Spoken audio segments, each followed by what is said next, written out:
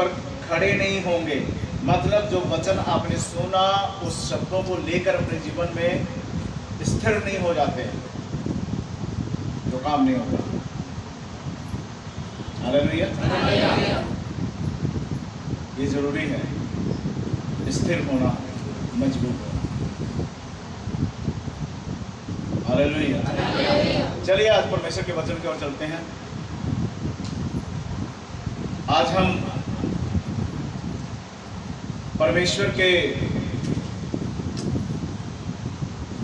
पवित्र वचन से सीखेंगे कि हमारे जीवन का जो दसवांश है, सारा दसवांश प्रभु के भवन में ले आना जरूरी है। और क्यों जरूरी है, क्यों हमें ये करना चाहिए, आज ये सब चीजें हम सीखेंगे। हालेलुया। ठीक है, ये बात, इन सब बातों को हम लोग आज सीखेंगे। कई बार क्या होता है कि बहुत सारे लोगों के मन में ये सवाल है, बहुत सारे लोगों के मन में ये बात होती है कि प्रभु तो आप ही बहुत महान है, हमें प्रभु के नाम से ये सब करने की क्या जरूरत है। जहां कुछ लोग ये कहते हैं कि जो दसवांश है जो हमें प्रभु के नाम से निकाला, वो गरीबों में बांट दिया जाए या कंगालों को दे दिया जाए, ऐसे लोग कहते हैं। बाइबल में हर काम का अलग अलग एक पहलू है। जो कुछ भी बाइबल में लिखा है, जो कुछ भी बाइबल में लिखा है वो हमें अपने जीवन से पूरा करना है, लेकिन बाइबल के अलग अलग जो वचन है अलग अलग बातों को हमें सिखाती हैं। हमें कंगालों को भी देना है, ये बाइबल हमें सिखाती है। गरीब लोगों की सहायता करना, ये भी हमें बाइबल सिखाती है। विधवा बहनें जो है उनकी सुधि लेना बाइबल हमें सिखाती है। सहायता करना बाइबल हमें सिखाती है। लेकिन प्रियजनों, बाइबल की ये जो बातें हैं ये आपको प्रॉपर रीति से समझना पड़ेगा। हालेलुया। प्रॉपर रीति से समझना पड़ेगा। कहने का मतलब ये है कि जो कुछ भी बाइबल में लिखा है उसको हमें जिस तरीके से करना चाहिए, जो बाइबल का वचन हमें सिखाता है, उसी रीति से हम चलें। बहुत से लोगों की सोचनी है, कोई बात नहीं, 10वां अंश इकट्ठा हुआ, चलो जी लंगर लगाने का प्रोग्राम बना लेते हैं, है ना। वो गली मोहल्ले में किसी चौराहे पर खड़े होकर लंगर लगा दिया जी, गरीबों को खाना खिला दिया। आप गलत करते हो। जो मुझे ऑनलाइन सुन रहे हैं ध्यान से सुन लीजिए मेरे प्रिय भाइयों बहनों, अगर आप लोग 10वां अंश से ये सब कुछ करते हो तो गलत करते हो।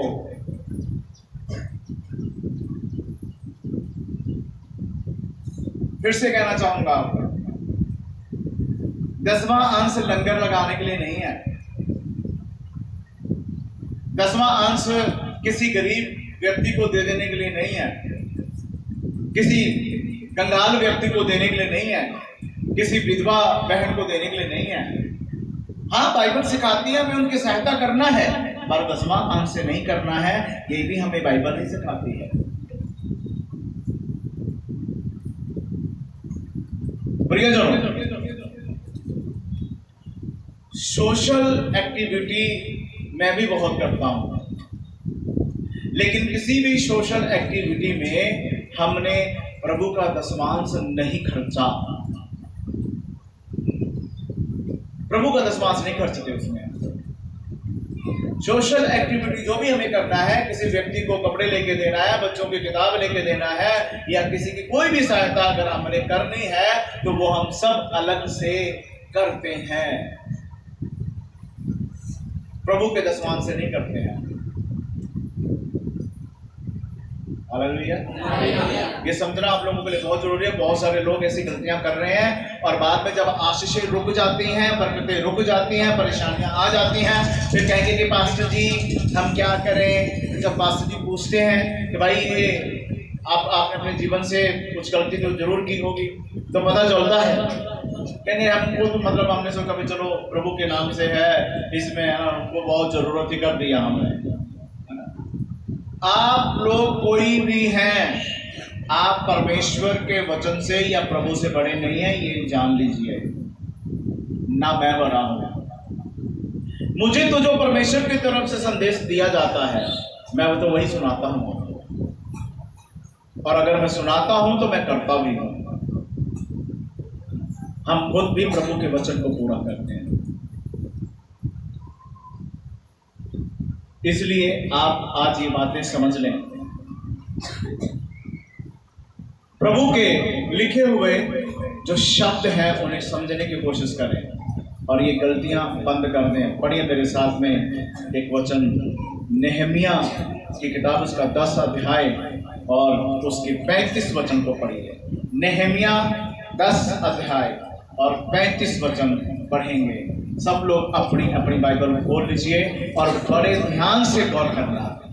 जितने कलीसिया के भाई बहन हैं, चाहे वो हमारे यहाँ पर हैं, चाहे वो किसी भी चर्च में जाते हैं, तो वो इन बातों को ध्यान से सुन लें। और बहुत से प्रभु के सेवक लोग भी ये गलतियां करते हैं। सुनिए, प्रभु के सेवक लोग भी ये गलतियां करते हैं।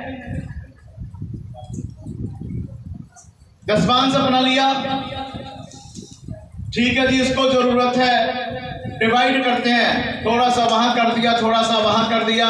ये प्रभु का वचन नहीं बताता है। प्रभु के लोग, वर्गीय पास्टर साहबानो, आप भी सीख लीजिए, अच्छे ढंग से बाइबल को पढ़िए, आपको प्रभु का वचन बताएगा। इसका मतलब ये नहीं है कि मैं बहुत ज्यादा ज्ञानी हूं। अगर ये सब बातें मैं कह रहा हूं तो इसका मतलब ये नहीं कि मैं बहुत ज्यादा ज्ञान रखने वाला या बहुत ही बड़ा कोई पास्टर हूं। परिजनों, हम तो कुछ भी नहीं है, जीरो है। लेकिन बाइबल की बातें आपको समझना पड़ेगा। उन्नति नहीं हो पाती है, तरक्की नहीं, ना कलीसिया के भाई बहन उन्नति कर पा रहे हैं, बहुत से पास्टर लोग भी उन्नति नहीं कर पा रहे हैं, तरक्की नहीं कर पा रहे। कारण क्या है? ये तो जानना पड़ेगा ना, कारण क्या है, ऐसा क्या है जिसके वजह से ये सब हो रहा है। पढ़िए मेरे साथ में जल्दी से, जिसको भी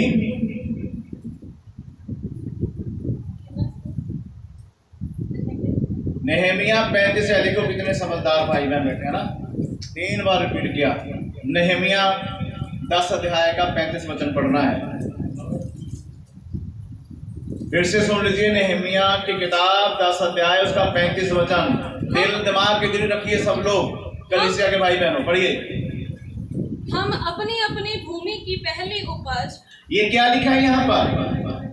हम अपने अपनी भूमि की। उस जमाने में किसी के पास ज्यादा खेत हुआ करता था, किसी के पास कम। अभी तो बेच बाच कर अपना अपना घर, कोई कहीं बसा हुआ, कोई कहीं बसा हुआ। इधर ध्यान दीजिए, हर व्यक्ति इधर ध्यान दे, अपनी आंखें इधर लगाइए। हालेलुया, समझ रहे हैं आप लोग क्या लिखा है? अपनी भूमि की पहली उपज। देखो, धान लगाने का सीजन आता है, बोलो, हर साल फिर गेहूं लगाने का सीजन आता है, फिर आलू, प्याज, टमाटर, अदरक, हरी मिर्च, है ना, गोभी, बंद गोभी, मटर, जितनी सब्जियां हैं हर साल उनका सीजन आता है। प्रभु कहते हैं जब ये सीजन आए तो तो तू क्या करना, उसका जो खेत का पहला जो उपज है, इससे पहले तू मंडी में ले जाकर बेचे, इससे पहले तू खेत में जब कुछ लगाया है उसको आगे बिजनेस के लिए आगे लेकर जाए, बेचने के लिए। पहले परमेश्वर को दे। क्या कर? परमेश्वर को पहले परमेश्वर को, हाँ जी, पहले किसको देना है? परमेश्वर को देना है। हालेलुया। अब जिसके पास खेत नहीं है वो क्या करे? सुन लीजिए ध्यान से, विस्तार से सुनना। अरे भाई, जिसके पास खेत नहीं है फिर वो क्या करे? हर साल गेहूं तो खरीदते हो ना? हाँ जी, हर साल चावल तो खरीदते हो ना? कई लोग इकट्ठे ही खरीद के रख लेते हैं और कई थोड़ा थोड़ा लेकर आते हैं। तो जो इकट्ठे ही खरीद के रखते हैं वो इकट्ठे ही 10 मांस निकाल दें, और जब थोड़ा थोड़ा लेकर आते हैं वो अपना थोड़ा थोड़ा करते रहे, चाहे हर महीने करते रहो। हालेलुया। कितनों को समझ आ रहा है? हालेलुया। कितने लोग चाहते हैं कि भैया आप अमीर हो जाएं? कितने चाहते हैं अमीर होना? हाँ, तो अच्छा इधर देखिए जरा मेरी तरफ। थोड़े आप अमीर होना नहीं चाहते हैं? गरीबी खत्म करना नहीं चाहते आप लोग? एक जो झूठा दिलासा या झूठा विश्वास है ना, उसके बारे में भी बताऊंगा मैं आपको। जितने लोग ये समझते हैं कि प्रार्थना करने से आपकी मुश्किल हल होगी, नहीं होगी। आप प्रार्थना करते रहे, नहीं होगी। आपके मुश्किल हल कैसे होंगे भाई? प्रभु के वचन में लिखा है, जो पढ़ रहे हैं अभी, जो सुन रहे हैं ना, प्रार्थना करनी हमारे लिए जरूरी है। लेकिन ये कहो, प्रभु मेरे जीवन के हालात को बदल, प्रभु मेरी गरीबी चली जाए, प्रभु मेरे घर में राशन की कमी ना हो, प्रभु मेरे घर में पैसे की कमी ना हो, प्रभु हर चीज में बरकत हो। कभी नहीं होगी। प्रभु कहता है पहले कहा करवाओ प्रार्थना जितनी करवानी है। जो बार बार प्रार्थनाएं करवाते हैं ना, कहीं के भी हैं आप जो ऑनलाइन मुझे देख रहे हैं, बात नहीं बनेगी। ऐसे बता दूं आपको, बात कैसे बनती है? जो वचन सुनाया जाता है ना, उन वचनों को सुनकर अपने जीवन से पूरा करने से और प्रार्थना करने से बात बनती है। वचन को पूरा करें और शुक्र गुजारी की प्रार्थना करें प्रभु के सामने। प्रभु धन्यवाद करता हूं मैं तेरा कि तूने मुझे ये वचन को पूरा करने के लिए हिम्मत दिया है, बल दिया है। अब मैं विश्वास करता हूं कि मैंने तेरे वचन को अपने जीवन से पूरा किया। तेरा धन्यवाद करता हूं। अब मैं विश्वास करता हूं प्रभु, अब तू मेरे लिए भी आशीषों को रिलीज कर देगा। हालेलुया। हम उल्टा चलते हैं। प्रार्थना, पास्टर जी प्रार्थना करें, है ना? कई लोगों का ये कहना होता है, हमारा दिल तो बहुत करता है कुछ करने के लिए, लेकिन क्या करें? हमारा दिल तो बहुत करता है कुछ करने के लिए, लेकिन क्या करें? पास्टर जी प्रार्थना करो 1 लाख रुपए कहीं रास्ते में मिल जाए, किसी का गिरा हुआ उसका नुकसान हो जाए, हमारा भला हो जाए, है या नहीं?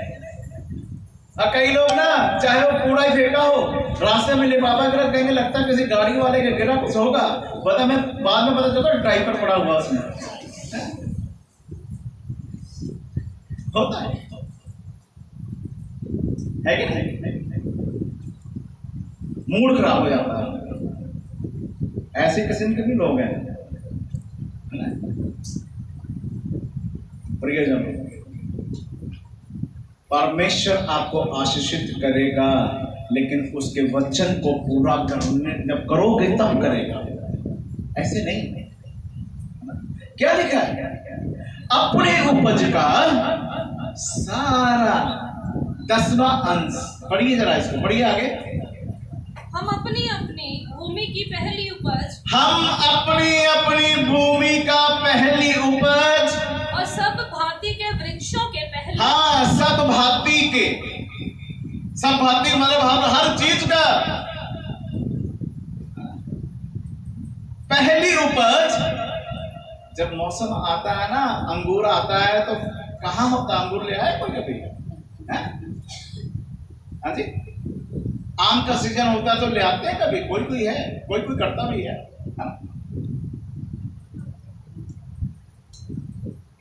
संतरा है, मौसम्बी है, किन्नू है, कई चीजें हैं, ले आता है कोई?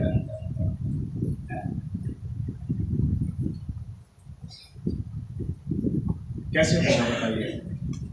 हर चीज का 10वां अंश क्या करना चाहिए? पढ़िए। सब भांति के वृक्षों के, सब भांति के वृक्षों के पहले फल प्रतिवर्ष यहोवा के भवन में ले आएंगे। प्रतिवर्ष का काम है, एक साल का काम नहीं है। मतलब हर साल जैसे जैसे साल निकलता जाता है और हर साल गेहूं लगाया जाता है, धान लगाया जाता है, फिर से सेब, संतरे, केले, ये सब चीजें मौसम के हिसाब से आती जाती रहती हैं। ऐसे ही आपको करते रहना है, समझ रहे ना? जब कई बार आप लोग प्रभु का वचन सुनते हो ना, एक बार आपको जोश आ जाता है ना? हाँ मैं करूंगा, फिर बड़ी मुश्किल से 1-2 महीना निकलता है, फिर आपका टायर जो है पंचर हो जाता है ना? गाड़ी का टायर जब पंचर होता है एकदम नीचे बैठ जाता है, ऐसा लगता है टायर में बिल्कुल जान नहीं, ऐसे आप हो जाते हैं। बता रहा हूँ, सही बता रहा हूँ। जो सच्चा प्रचार होता है ना, सच्चाई, सच्ची बातें जो होती है ना, प्रभु की सच्ची बातें, है ना, दो ही काम करती हैं। जो सच्ची बातें परमेश्वर की होती हैं, वचन को जब सीधा सीधा बोला जाता है तो 2 काम होता है, या तो आदमी सुनकर सुधर जाता है, या तो आदमी चुपचाप भाग जाता है।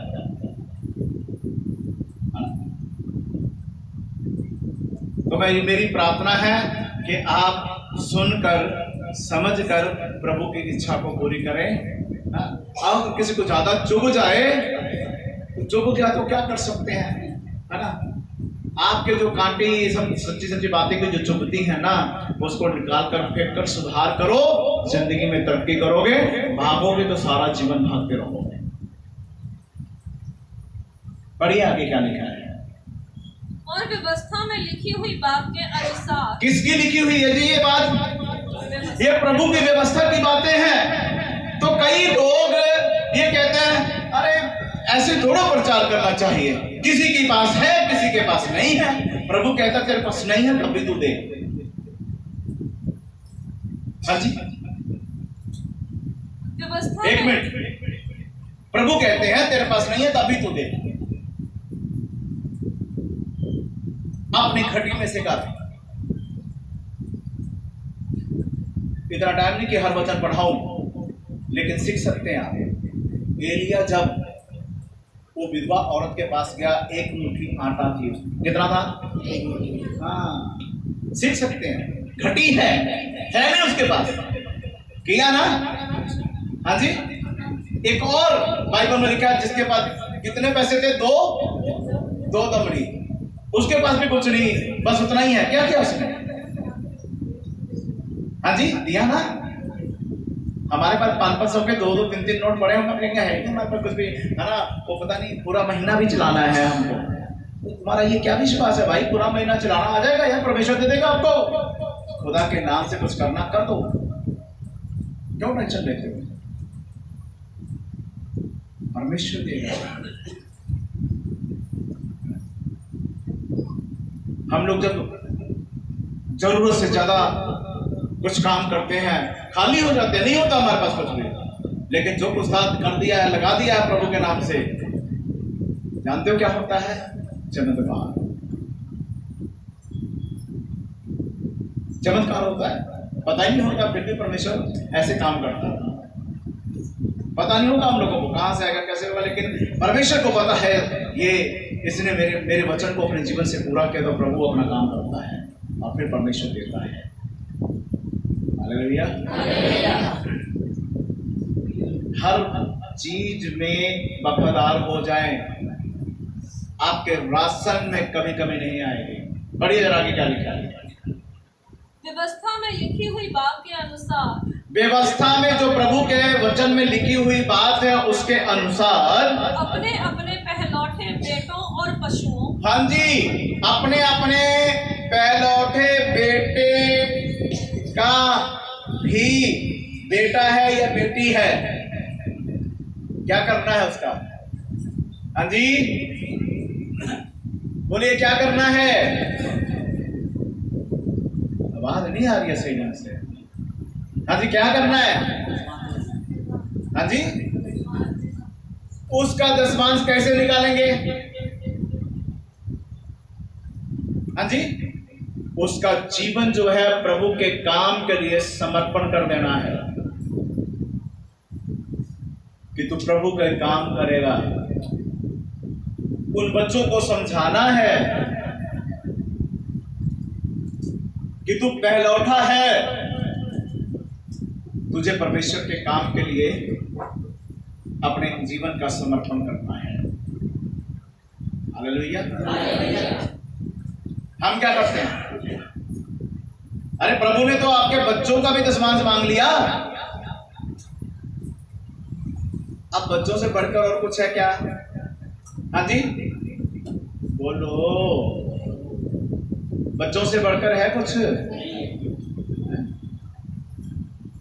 प्रभु ने आपके बच्चों का भी तो, और इसके साथ क्या लिखा है? जो तुमने पशु रखा है, पढ़िए, पहलौठे बेटों और पशुओं, और पहलौठा जो आपका बेटा या बेटी है, पशुओं अर्थात पहलौठे बछड़ों, पहलौठ जो जितने आपने पशु रखे हैं, पशु समझते हैं ना, है ना, गाय भैंस वगैरह जो भी रखा है उनका भी। हाँ जी बछड़ों और मेमनों को अपने परमेश्वर के भवन में, हाँ बछड़ों और मेमने, चाहे भेड़ रखा है, बकरी रखा है, वो सब का भी क्या करना है?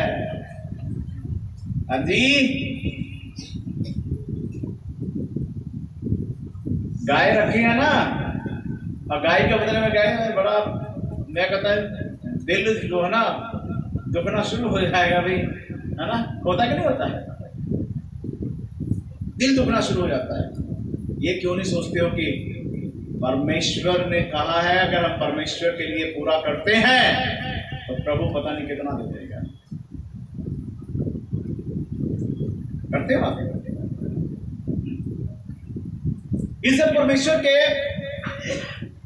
भवन में मतलब पास्टर के पास आना चाहिए। हम क्या करते हैं? कई लोग इतना अपना दिमाग चलाते हैं, वो कहते हैं कोई बात नहीं, परमेश्वर हम आपसे उधार ले रहे हैं, जैसे कि परमेश्वर को ब्याज पे पैसे चढ़ा रहे हैं, है ना, परमेश्वर के नाम से निकाल लेंगे, अचानक से कुछ जरूरत पड़े तो खर्चा भी कर लेंगे, फिर कहेंगे कोई ना, वो पूरा पूरा कोई नहीं होता है, फिर कहेंगे परमेश्वर इस बार में से जो भी गलती होगी, जो जितना बस ठीक है। बंद कर दो अपनी मनमानी करना।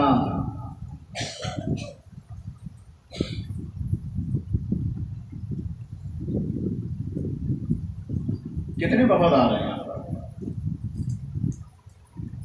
हाँ जी कितने ये सब काम करते हैं बताइए मुझे। कितने लोग हैं जो ये सब पूरा कर रहे हैं?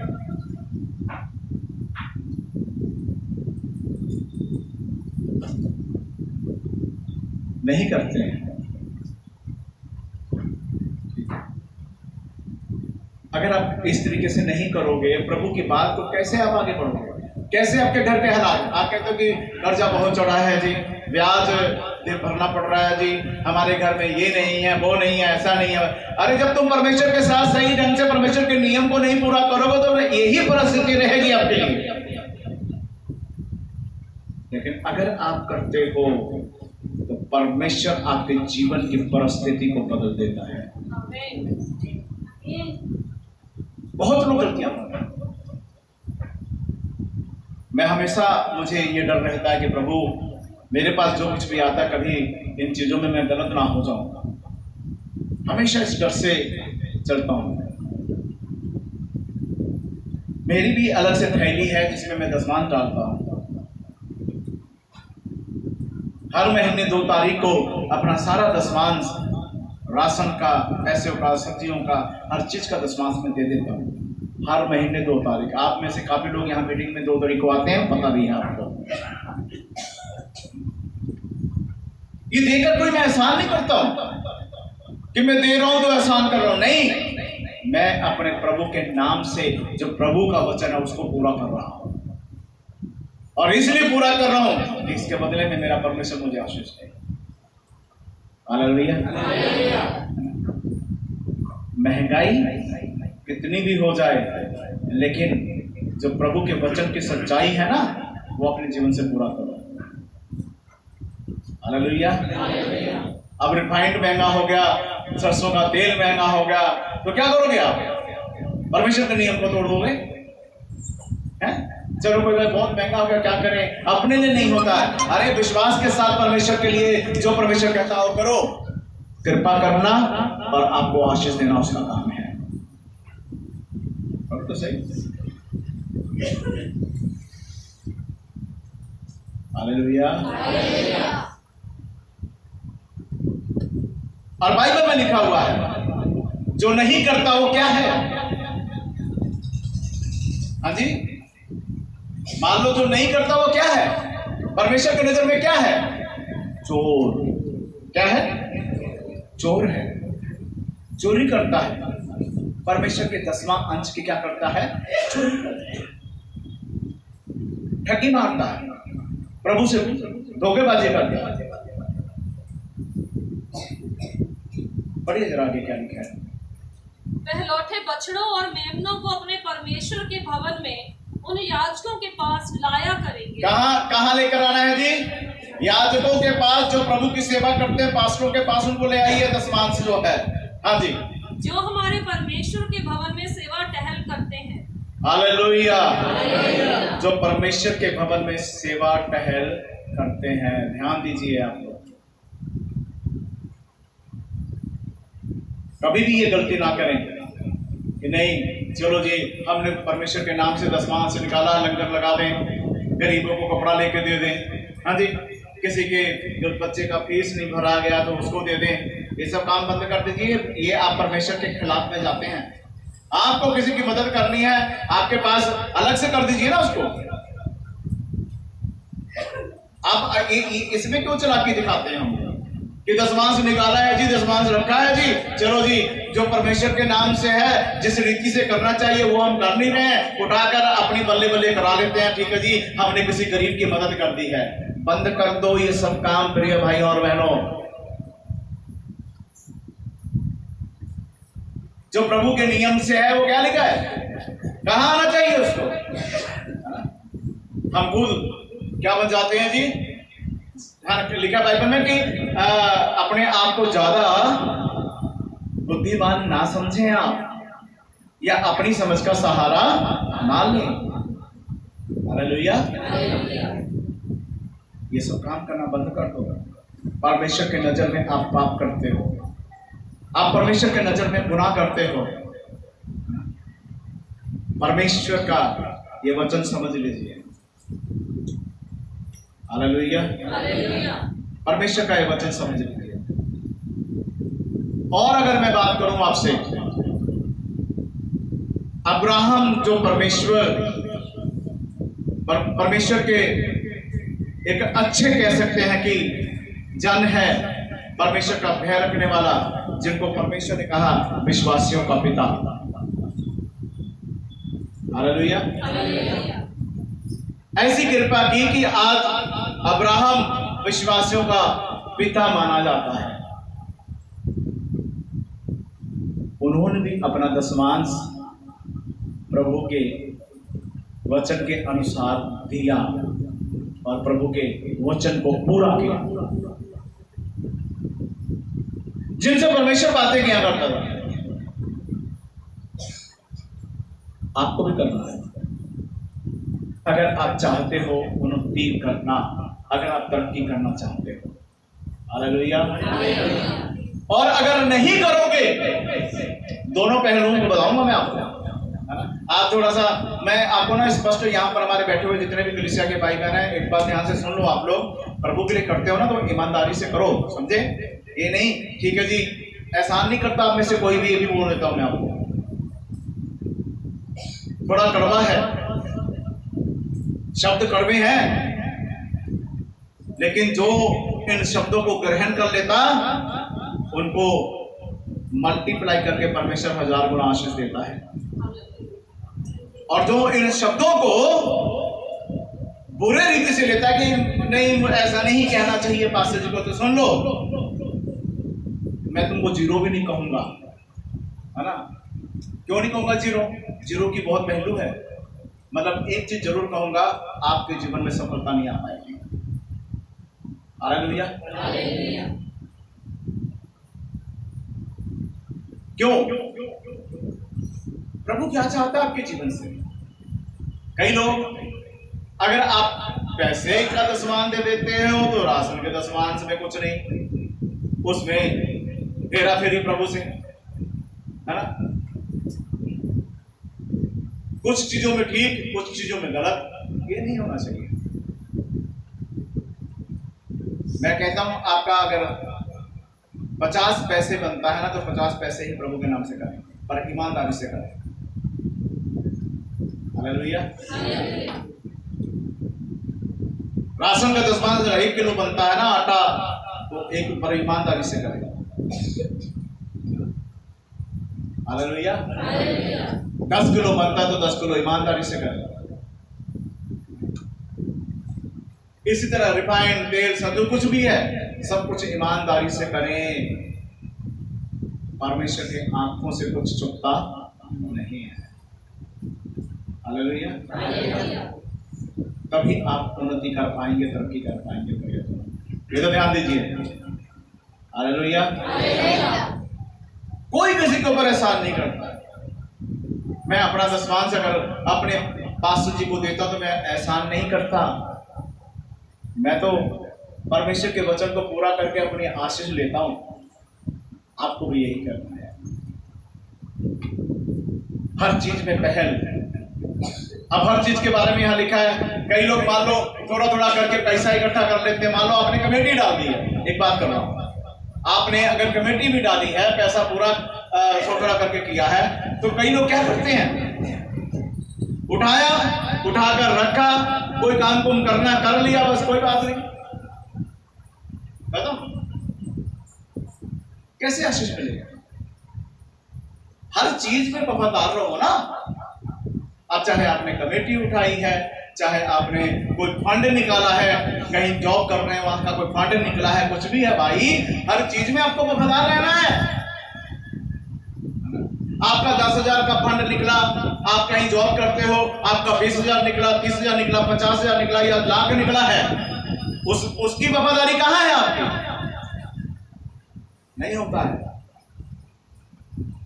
तो ये ना समझे कि मैं अपने लालच के लिए बोल रहा हूं, जो कुछ वचन कह रहा वही बोल रहा हूं। अरे भांति भांति के जो फल फ्रूट के दशमांश परमेश्वर कहता है, तो क्या आप इसके बारे में परमेश्वर नहीं कहता? तो आपका चाहे कोई भी, चाहे आप प्राइवेट जॉब करते हो या चाहे आप सरकारी जॉब कर रहे हो, आपका वो जो कुछ निकलता है उसकी वफादारी कहां है?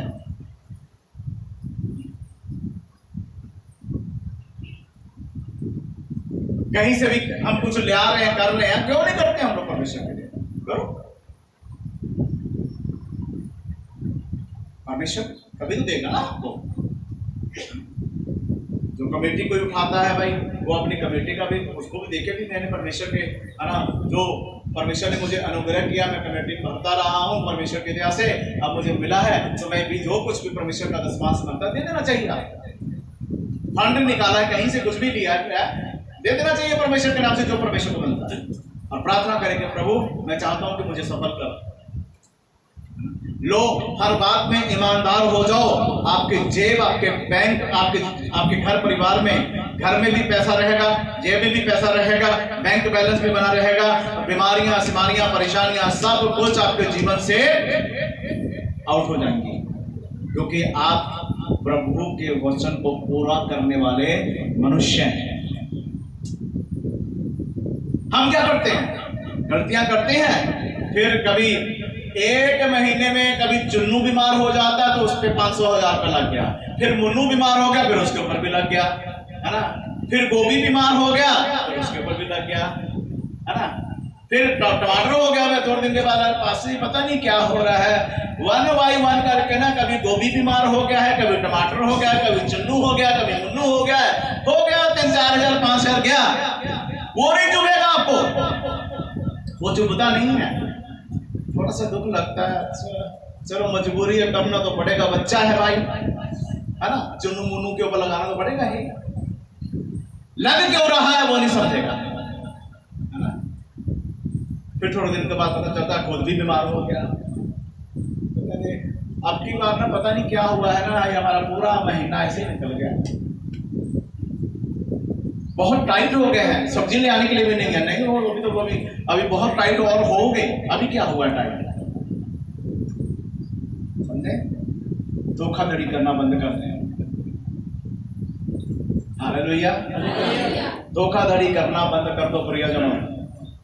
जो लोग ये समझते हैं कि पास्टर जी तो इन सब चीजों के लिए प्रचार करते हैं, शायद पास्टर जी को फायदा है, मुझे कोई फायदा नहीं है। मैं तो अभी भी कहता हूं, जिसको करना है यीशु मसीह के नाम के लिए, यीशु के लिए करिए, नहीं करना मत करिए।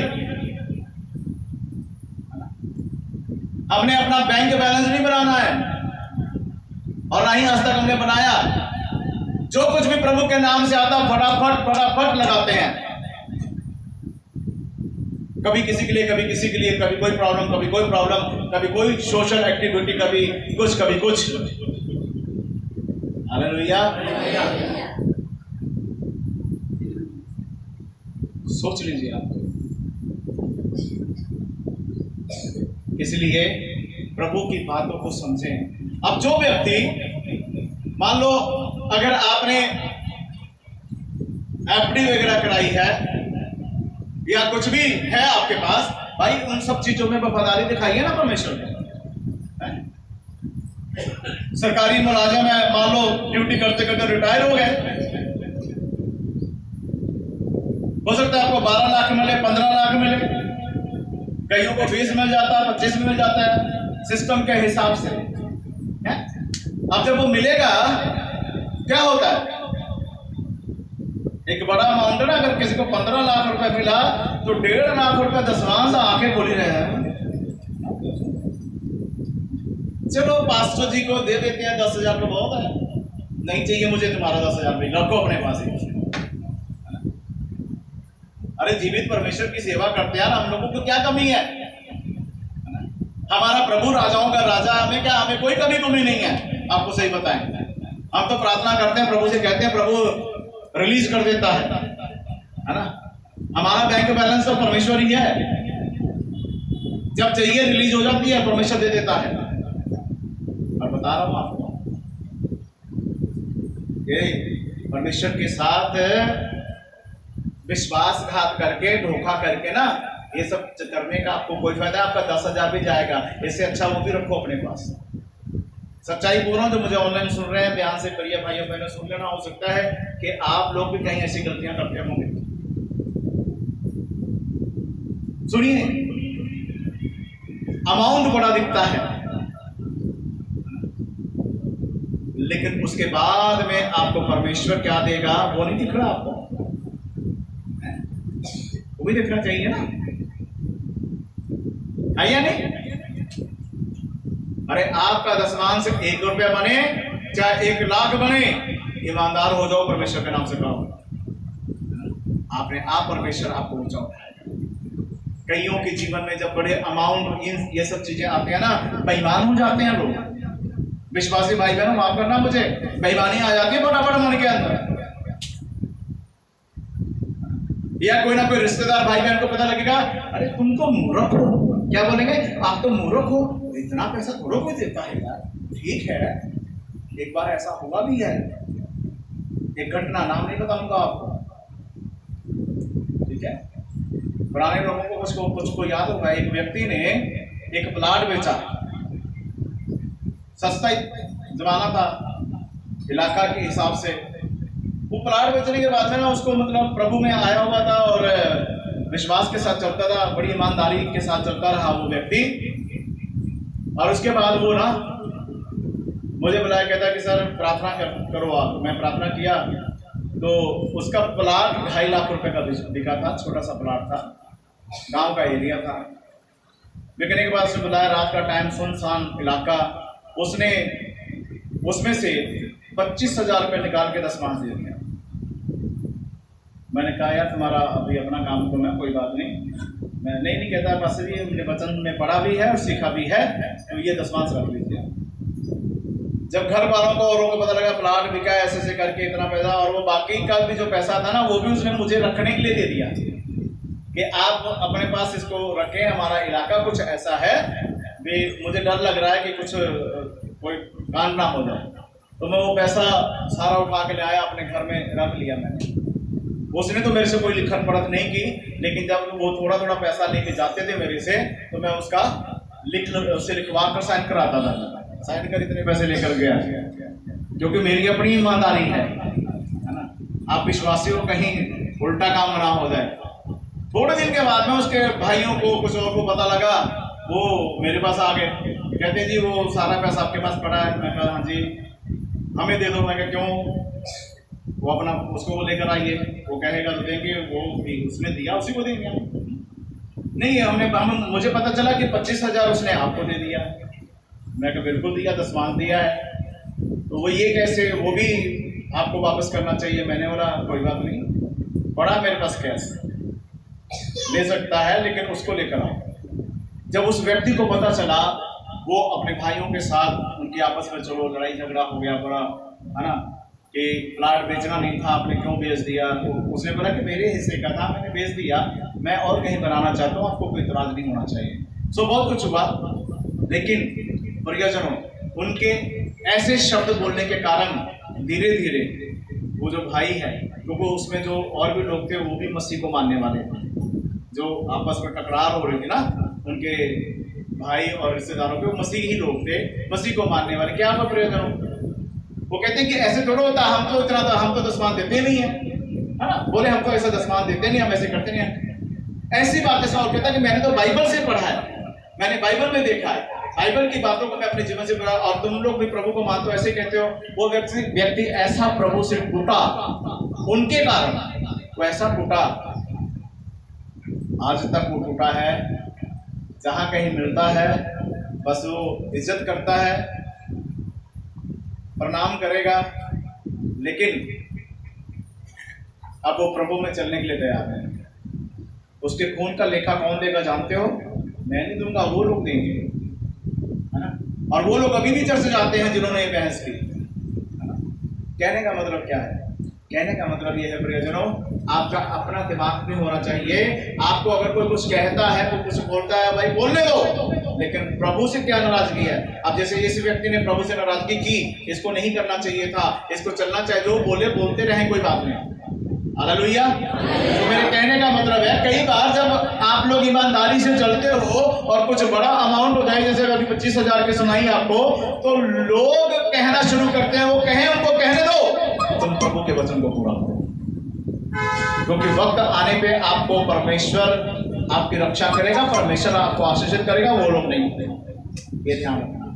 Hallelujah, hallelujah. सो प्रियजनों, आज चाहे तुम 1 रुपये 10 माह देते हो, ये 1 रुपये से बढ़कर 1000 हो जाए, 1000 से बढ़कर 10,000 हो जाए, 20,000 हो जाए, जितना भी हो जाए, हो जाने दो, लेकिन तुम्हें प्रभु के साथ ईमानदार रहना है, यही याद रखना। हालेलुया। जो मैं करता हूं अपने जीवन से, हमने भी स्टार्टिंग में बहुत कम 10 माह दिया, आज प्रभु की दया से हजारों रुपए 10 माह देता हूं मैं, हजारों रुपए 10 माह देता हूं।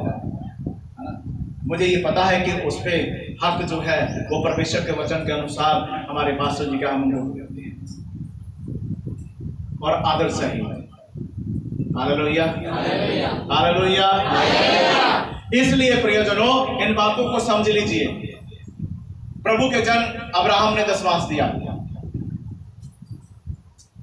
एलिया जब विधवा औरत के पास गया, उसके पास थोड़ा था, लेकिन वो अपने थोड़े पे वफादार रही और परमेश्वर के जन को निराश नहीं किया। उसने उन थोड़े में से उसको एक टुकड़ा रोटी का खिलाया और उसके बाद 3.5 साल उसके घर में परमेश्वर की वो ऐसी आशीष आई कि लोग काल पड़ा हुआ था, भूखमरी में मर रहे थे, लेकिन उसके घर में परमेश्वर की आशीष थी। हालेलुया। जब ईमानदारी से चलते हैं ना, तो परमेश्वर आपका जीवन आशीषों से भर देता है। हालेलुया। अपने घटी में ईमानदार रहें, परमेश्वर आपको बढ़ा देगा।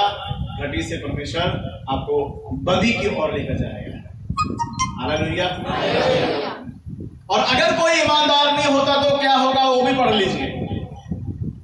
लेव्यवस्था की किताब 26 अध्याय निकालिए। अगर आप ईमानदारी नहीं दिखाते हैं, है ना, पहले हमने देखा कि आपको ईमानदार बनना है, और अगर ईमानदारी नहीं दिखाओगे ना, फिर क्या होगा, ये पढ़ ले, और जब आप पढ़ते हो तो ये सोचकर पढ़े और देखें कि ये बात परमेश्वर कह रहा है, कोई मनुष्य नहीं बोल रहा है। पढ़िए लेव्यवस्था 26 अध्याय उसका 16 वचन पढ़िए। तो मैं तुमसे ये करूंगा। क्या कह रहे परमेश्वर? तो मैं तुमसे कहूंगा, अर्थात मैं तुमको बेचैन करूंगा। परमेश्वर क्या कर देगा जी? परमेश्वर कहते हैं मैं तुमको कहूंगा, अर्थात मैं तुमको बेचैन कर दूंगा। कितने लोग चाहते हैं बेचैन होना? हाँ जी, किसी को कभी बेचैनी हुई है? सच्चे दिखाना मुझे हाथ जरा, जिनको बेचैनी हुई है। इतने सच्चे मत बनो आप लोग। बेचैनी नहीं होती आप? अब ये गर्मी से बेचैनी हो जाती है आपको, बोलो। एक तो ये मौसम करके बेचैनी हो जाती है, पर ये बेचैनी कुछ अलग ही होगी। कितनों को बेचैनी का अनुभव है? दिखाओ दिखाओ हाथ है, दिखाओ। हाँ जी, अच्छे बच्चे बनकर हाथ दिखा दिया करो। कितनों को बेचैनी का अनुभव है? जब बेचैनी होती है ना, कैसी फीलिंग आती है? कोई एक जना आए जरा इधर। बेचैनी वाले आ जाओ सिस्टर सीमा। बेचैनी का अनुभव थोड़ा सा बता दो जरा, फिर आगे हम बताएंगे बेचैनी क्या होती है। लिखा है कि मैं तुमको क्या कर दूंगा? बेचैन कर दूंगा। ये जो कौन कह रहा है? ये कोई पास्टर का शब्द नहीं है, किसी और मनुष्य का शब्द नहीं है। प्रभु स्वयं इस बात को कहता है, मैं तुमको बेचैन कर दूंगा। बताइए जी बेचैनी के बारे में। बेचैनी तो कई प्रकार की होती है। जैसे अगर किसी को मिलने जाना है तो तब भी हमारे मन में ये बेचैन हो जाता है, उसको मिलने को करता है कि हम उनको भाग कर चले जाएं, कैसे भी करें, किसी भी तरह से जाएं। अगर परमेश्वर ने हमें चाहा, अगर हमें प्रार्थना कई बार ऐसा होता है कि हम लोग प्रार्थना नहीं कर पाते और रात को भी बेचैन हो जाते हैं कि किसी प्रकार से हम उठें और परमेश्वर के चरणों में बैठें और बातचीत करें परमेश्वर से और प्रार्थना करें। ऐसी कई प्रकार की बेचैनियाँ होती हैं। अगर कोई बीमार है तो उसको मिलने जाना है तो तब भी बेचैनी हो जाती है कि किसी भी प्रकार कोई रुकावट हमारे बीच में आती है, तब भी हम चाहते हैं कि नहीं, हम इस रुकावट को परे करके हम लोग वहाँ पहुँच सकें। तो ऐसी कई बेचैनियाँ होती हैं। अगर वैसे मैंने भी इस बात को महसूस किया कि जब हम दशमांश नहीं ले पाते तो बेचैन हो जाती हूँ कि किसी प्रकार से मैं अपना दशमांश निकाल कर आऊँ। और मैं रोज़ की रोज़, पास्टर जी को पता है कि रोज़ की रोज़ मैं दशमांश निकालती हूँ, मुझे रोज़ पेमेंट मिलती है और रोज़ उसी प्रकार से मैं दशमांश निकालती हूँ। तो है कई चीज़ों में कि मैं प्रॉपर दशमांश नहीं निकाल पाती, जैसे फलों का या किसी भी चीज़ का, लेकिन मैं अपने जीवन का और अपनी पेमेंट का दशमांश ज़रूर निकालना चाहती हूँ कि मैं इसके लिए परमेश्वर के आगे कभी शर्मिंदा अपने आप को महसूस ना करूँ। हालेलुया।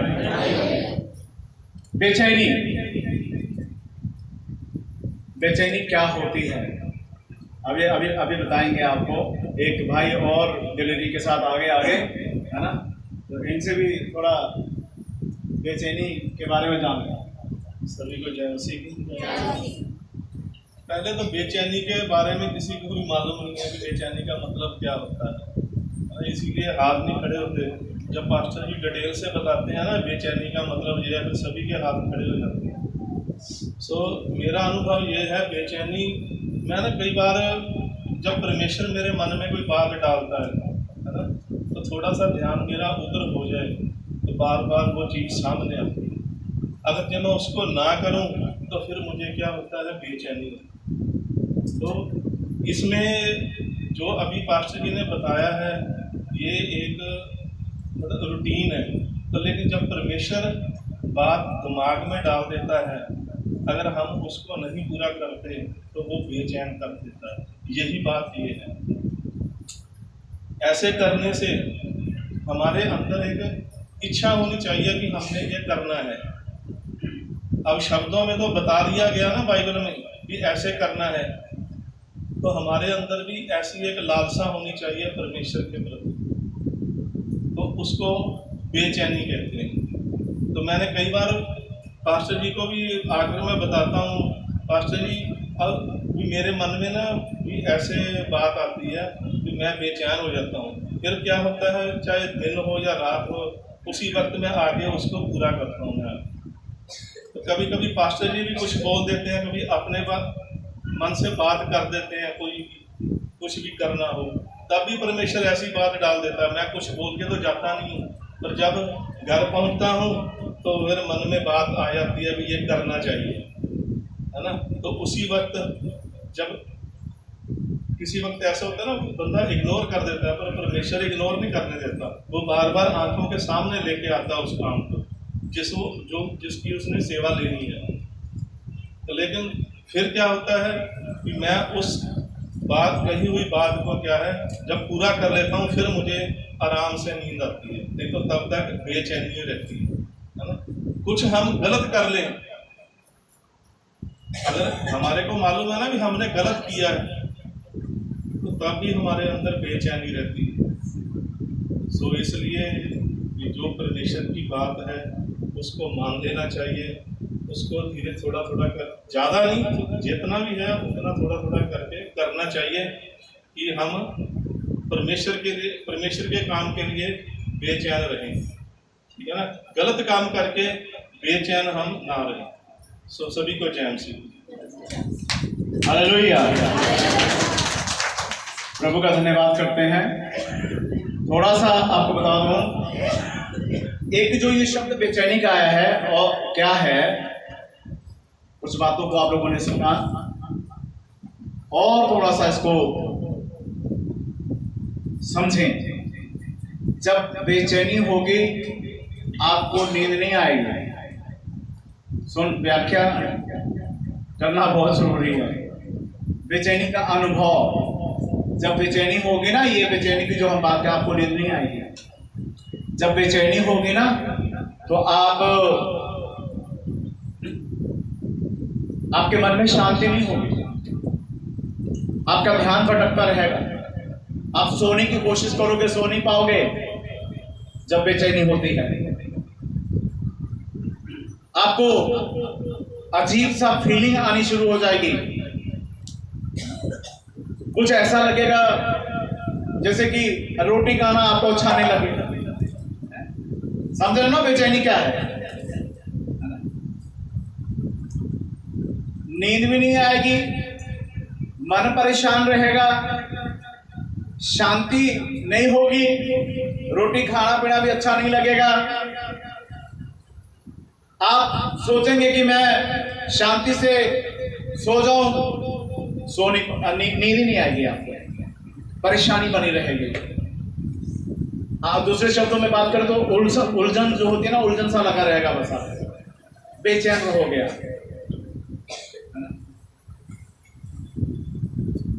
कुछ ना कुछ हरकत आपके जीवन में ऐसी होती रहेगी जिससे आप परेशान रहेंगे। इसको कहते हैं बेचैनी। Hallelujah, hallelujah. तो परमेश्वर ने कहा कि मैं तुमको क्या कर दूंगा, बेचैन कर दूंगा। किसके लिए कहता, पढ़िए जरा आगे, मैं तुमको बेचैन कर दूंगा। पढ़ दीजिए 26 वचन के आगे पढ़िए, इसका 27 वचन से पढ़िए।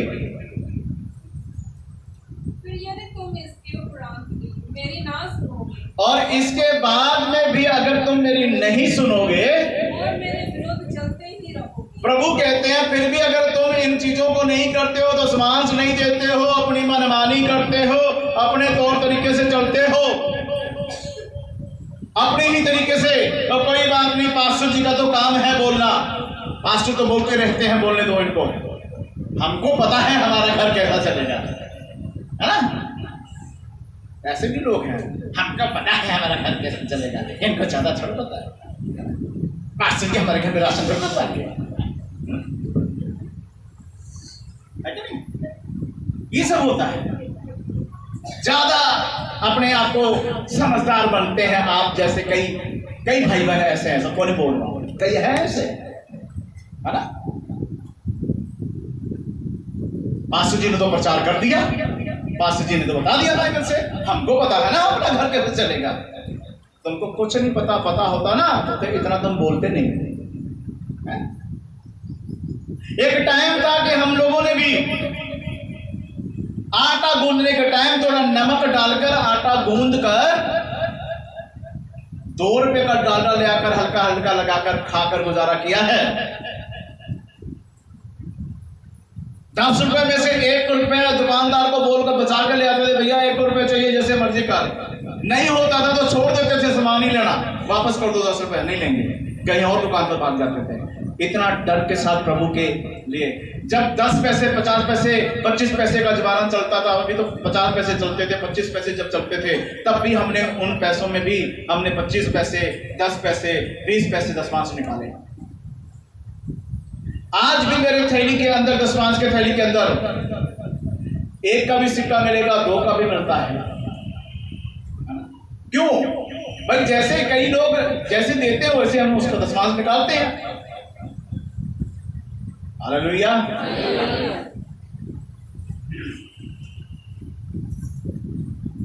हमारे पास्टर जी को पता है इस बात के बारे में। क्या कहना चाहता हूं? ईमानदार बनो, वफादार बनो। नहीं बनोगे, नहीं करोगे, आपका जीवन बेचैन हो जाएगा। जो मर्जी करो आप भागते फिरोगे। मछली की कहानी तो बहुत बार सुनी है आप लोगों ने, है कि नहीं?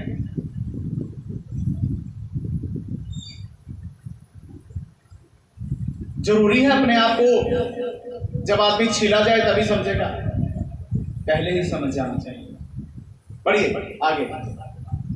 फिर यदि तुम इसके उपरांत भी मेरी ना सुनोगे, अगर इसके उपरांत भी तुम मेरी नहीं सुनोगे और मेरे विरुद्ध चलते ही रहोगे, और फिर अपनी मनमानी करोगे, विरोधता के साथ चलते रहोगे, तो मैं अपने न्याय में तुम्हारे विरुद्ध चलूंगा।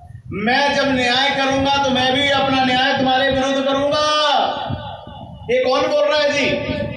यहोवा परमेश्वर। हाँ जी।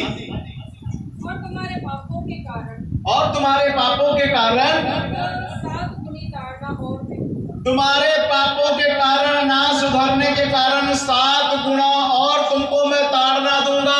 ना दशमांश देने वाले, ना वफादारी के साथ चलने वाले, सुन लो, ये पास्टर धर्मेंद्र बाजवा ने बाइबल में वचन नहीं लिखे हैं, है ना, प्रभु ने लिखा है। अपनी अपनी बाइबल में पढ़ लो। मैं जानता हूं ज्यादा सच्चाई से प्रचार करना ना अच्छा नहीं होता है ना।